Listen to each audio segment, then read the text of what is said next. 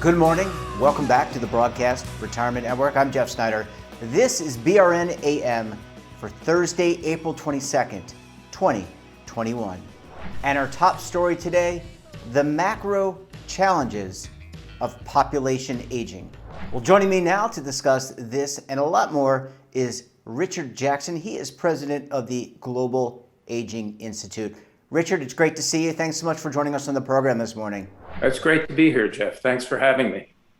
Yeah, I was really, I read your paper, I think you released recently on aging, and this is not a new problem, but it's a problem that has continued to evolve, and it's not just a United States problem. But let's focus on the United States today, and let's talk about what the circumstances are with aging and how that's going to have an impact on the macroeconomic outlook.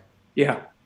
Well, when people think of the aging of the population, the first thing that probably leaps to mind is rising life expectancy. People are living longer, and that increases the relative number of old in the population. But actually, the big quantitative driver of population aging is falling birth rates. People, or more specifically women, are having fewer babies, and that decreases the relative number of young in the population. Now, rising life expectancy and falling birth rates are a phenomenon across the developed world and indeed parts of the emerging world today.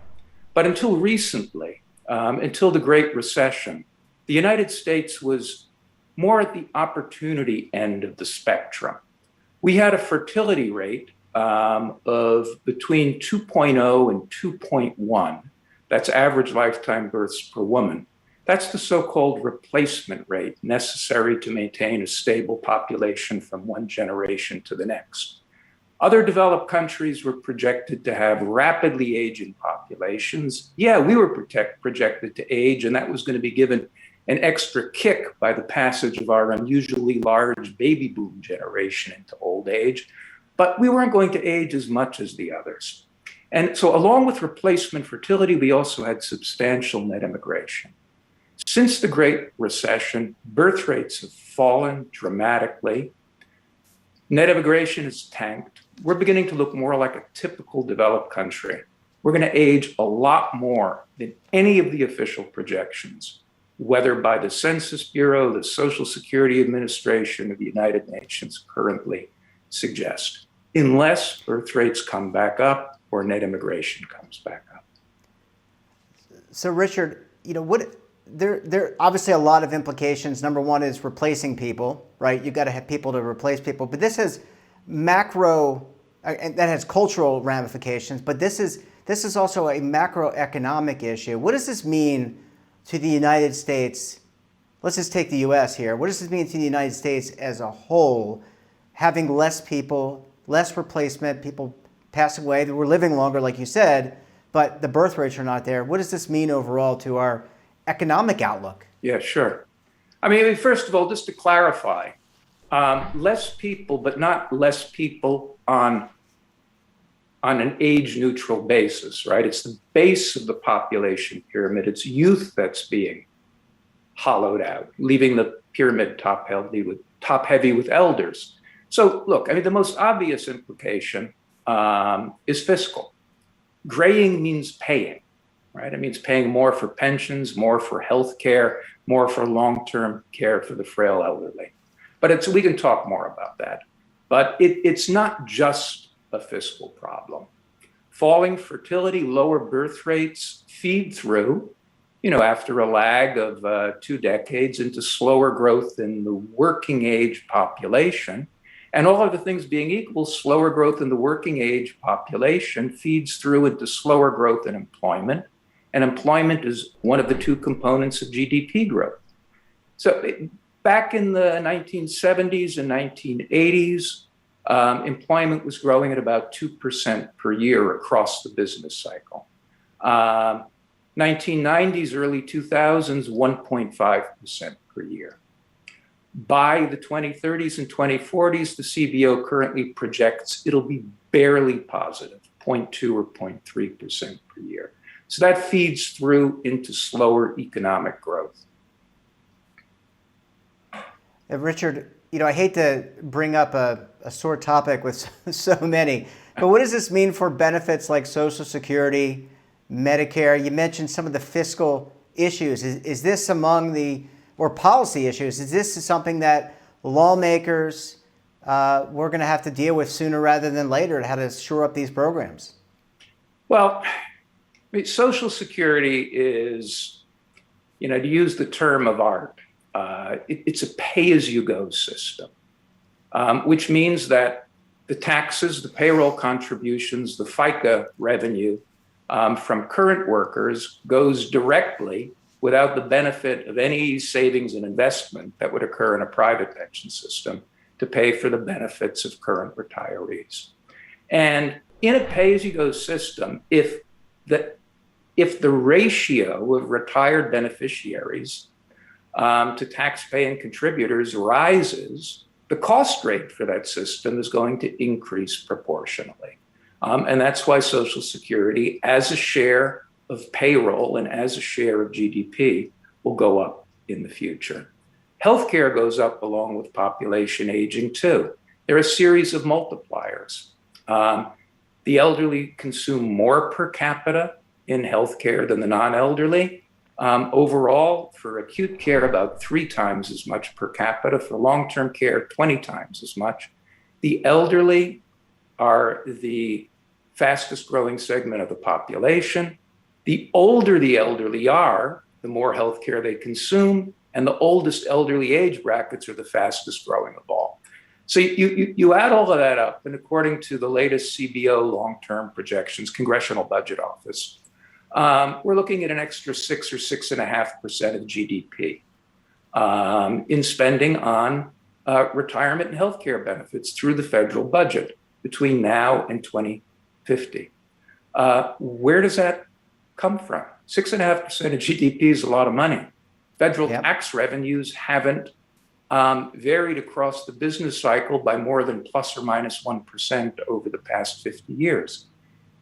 It'll crowd out other spending. You want a progressive agenda, you want to invest in the future. Well, that competes with rising old age benefit costs. Now, to be clear, most of the cost pressures on the healthcare side, okay, rather than on the Social Security side. And what's required to control that it goes beyond nips and tucks in Medicare spending. It requires rethinking the way we finance healthcare in this country and the incentives in the system. But that's the topic for a whole other show. I'm sorry to interrupt. I was going to say, I think what we're doing here is kind of laying it out. I think we're going to have to do follow-up episodes to really drill down into this. But one more question for this segment. Let's put in, we're talking about the macro here. What does this mean for just, maybe the millennial generation or my generation? I'm Gen X, so I'm in my mid to late 40s. Are we going to see a shift back? It used to be that the elders, your parents, grandparents, lived with the family.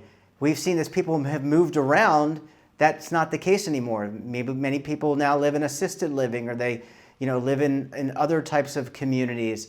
Are we going to see people maybe return to that more familial, the younger, taking care of the more mature aspects of our family? Yeah, well, we are seeing that. There's been a dramatic increase in multi-generational households over the past 10, 15 years. We all know that because of the pandemic, right, that a lot of kids, and not just kids, but young adults came back home to live with their parents. But this trend has been well underway before the pandemic hit. And as a matter of fact, it was 2 or 3 years ago that the single most common living arrangement, and get this isn't, 18 to 24, right? This is 18 to 34. The single most common living arrangement for people in that age bracket is living at home with their parents. A lot of people lament that, the failure of millennials to launch, et cetera. But I see that as a positive trend because in a multi-generational household, the young can help the old, but the old can help the young too. I think this is a positive development. And I tend to agree. I would love to live with my parents. Don't tell my wife this, but I would love to live with my parents and be with them. They live in Baltimore. I'm living in Charlotte, so a little bit harder to see each other, especially during the pandemic. But I see it as a positive as well. Richard, I want to take a very quick break, and we come back. We'll talk more about this issue, global aging, and how we can confront some of these challenges. You're going to want to stay tuned right here on BRN AM.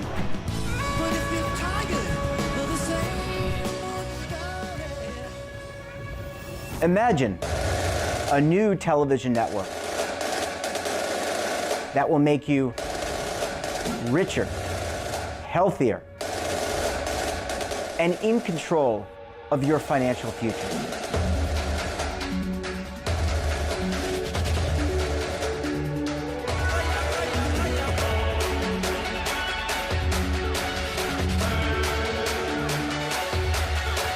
This network is for the policewoman in Nashville, Tennessee, the baker in Dubuque, Iowa, the teacher in Lexington, Kentucky.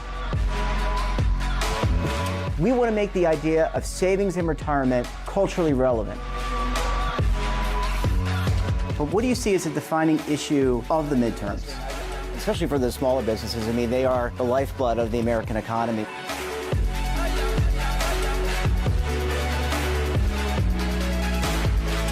Featuring exclusive interviews, current affairs, and docuseries. 33 years old, you retired early. The philosophy is money only matters if it helps you live a life that you love. But you got to start thinking about retirement as soon as you get in. The Broadcast Retirement Network will drive very high engagement with premium partnerships. So this isn't retirement and savings for your parents or grandparents. This is for all Americans. And we're going to change the way you think about money.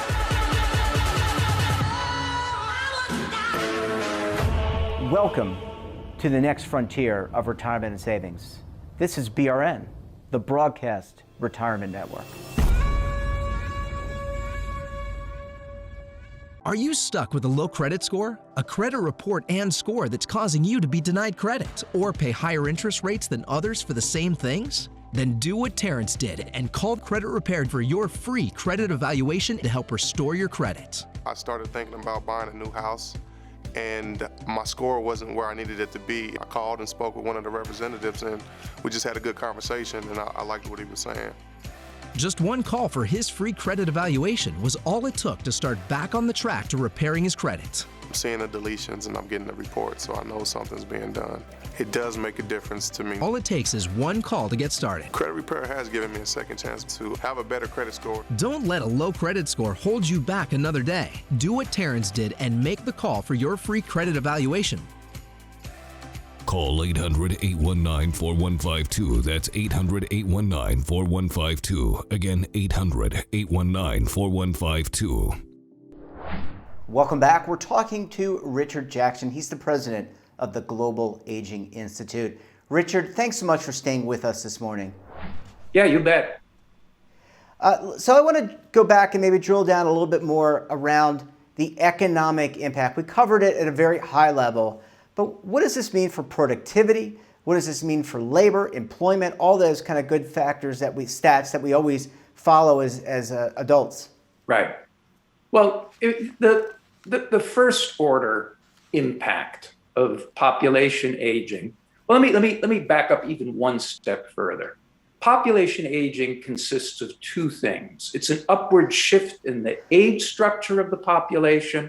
That's what gives you your fiscal burden, right? It's also a shift in the growth rate of the population. And so slower growth in the working age population feeds through to slower growth in employment, feeds through to slower GDP growth.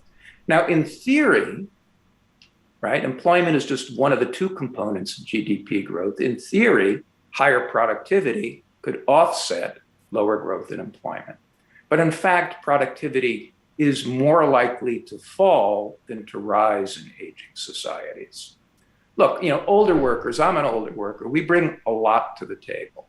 But there is a risk that a workforce that's not just growing more slowly, but that is aging, right, will be less mobile, less innovative, less entrepreneurial. Investment's going to fall in aging societies because you need less capital broadening investment to equip new workers with the tools they need to do their jobs. Okay. Now, does that matter? Does the aggregate amount of investment a society undertakes matter? Well, some economists say that it might matter a great deal because the more you invest and the more rapidly the capital stock turns over, right, the more opportunities you have for what's called learning by doing, right? So higher investment and a more rapid turnover in the capital stock spurs innovation and technological progress, and lower investment might deter it. And then think about the business climate.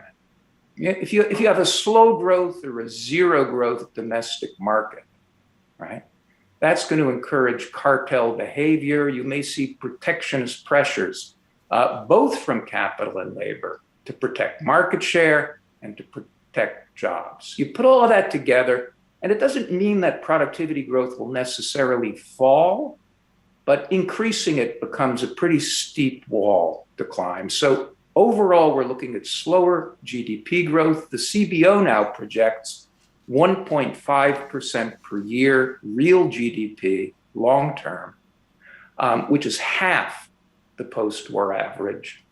And that's pretty optimistic. It might just be 1%, which would be a third the post-war average. So we're looking at a long-term future of much slower growth, which has important implications for living standards, for the social mood, and maybe even for our place in the world order. Yeah, and I was going to ask you about the social mood. I mean, what does this do? Understanding the American culture. What could this potentially mean in terms of altering that social mood? Americans typically very optimistic, by and large. Investors, entrepreneurs. What does this issue, which is significant, mean to adjusting that social mood? Well, look, this is speculative. And the reason it's speculative is because we don't have any historical examples of societies in which 30% of the population is age 60 and over that we can go back and look at and say, what was their social mood, and then run regressions on different factors. But it's worth speculating about. We know that across the individual life cycle, as people get older, they have shorter time horizons and they become more risk averse. Now, not all people, maybe some risk-taking 85-year-old entrepreneur, and some extremely risk averse, right, or more than one extremely risk averse millennial. But on average, that's what happens, and for perfectly rational reasons, right? The less time you have left, the less time you have to enjoy the risky bets that go your way, or to recoup your losses from the risky bets that don't.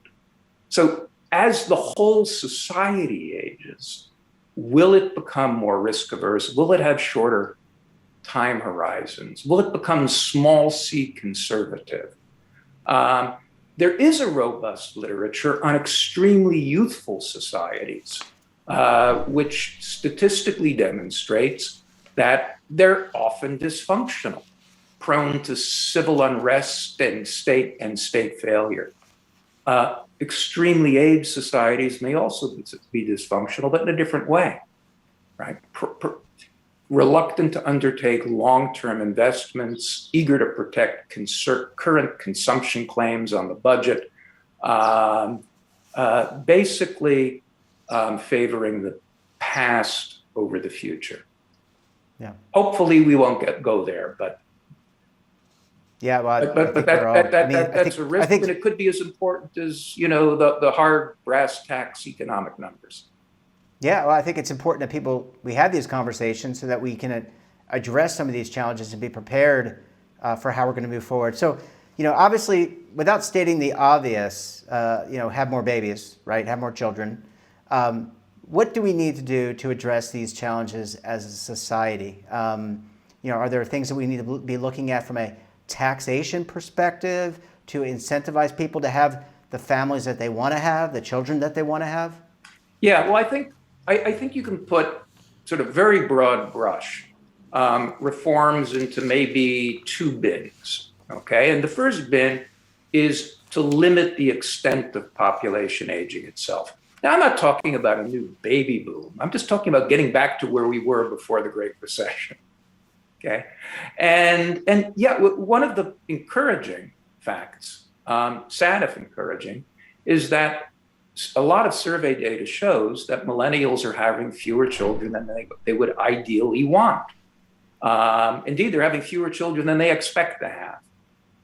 Why? Well, there are a variety of reasons, but one of the biggest is that it's become a hell of a lot harder for millennials to launch careers and establish independent households than it was for Xers or boomers at the same age. So reforms that help them do that, and a whole gamut of possible reforms that help ease the costs of child rearing and help young families balance work and family responsibilities. Number one, whether that'll actually raise the birth rate or not is iffy. So fallback solution, this one's easier, increase immigration. The numbers are easier. Politically, it may be difficult, but aging societies benefit from increased immigration, particularly societies like the United States that have a long history of effectively assimilating migrants economically and socially. So that's bin one. Bin two is okay, for any given level, any given degree of population aging, how can we make the economy function better in the face of that degree of population aging? The single most important thing, I think, is to increase labor force participation rates, especially at older ages. Prior to the pandemic, elderly labor force participation was rising rapidly. Coming out of the pandemic, public policy needs to do what it can to encourage that positive development. And we need to resist protectionist pressure. Okay. An aging world needs globalization even more, because although the whole world is aging, it's not aging at the same pace. So there are opportunities to leverage differentials in demographic and economic growth rates across the countries of the world. With an open global system, we can match workers with job opportunities. With open global capital markets, we can match savers with investment opportunities. If you shut that down, it becomes more painful, and the challenges become even harder to meet. And of course, to come back to the budget, we need to do something about that extra 6% of GDP and old age benefit spending, and we need to do it without impoverishing those who depend on it most. So the reforms would have to be progressive. Yeah. Well, certainly a lot to undertake and a lot to think about, and hopefully public policymakers are listening, watching the show, reading your paper, and acting upon this, because we're going to need leadership. Richard Jackson, it is an absolute pleasure to speak with you this morning. Thanks so much for joining us, and we look forward to having you back on the program very soon. It'd be my pleasure. Thanks, Jim. And that wraps up this episode of BRN AM. Have a topic of interest, someone you think we should talk to, then drop us a line. And don't forget, for all the information in retirement markets, technology, personal finance, so much more all in one place, check out today's edition of our newsletter, The Morning Pulse, and of course, our website. We're back again tomorrow, so until then, I'm Jeff Snyder. Stay safe, keep on saving, and don't forget, roll with the changes.